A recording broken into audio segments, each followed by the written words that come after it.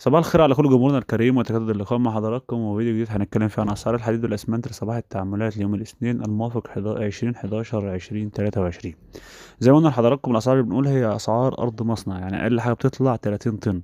بالنسبة للحديد بيتم إضافة مبلغ من 2000 ل5000 جنيه حتى يصل المستهلك، وده بسبب ربح التاجر. وأيضا بالنسبة للنقل والمواصلات أيضا بيتم إضافة مبلغ 200 ل500 جنيه حتى يصل إلى سعر التاجر. بالنسبة للأسمنت وجهت أسعار الحديد والأسمنت كالآتي،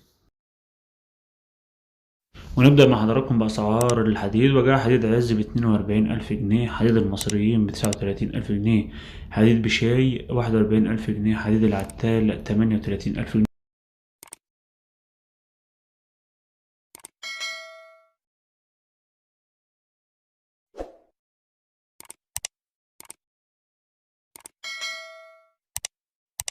أما بالنسبة لأسعار الأسمنت فشهدت انخفاض ملحوظ، حيث جاء أسمنت المسلح ب2140 جنيه، أسمنت النصر ب2080، أسمنت المنيا ب1970، أسمنت سيناء ب1970، أسمنت أسيوط ب1970، أسمنت وادي النيل ب2000، أسمنت المعلم 1970، أسمنت جنوب الوادي 1980، أسمنت السهم 1970، أسمنت السويس 2080، أسمنت السويدي 2180.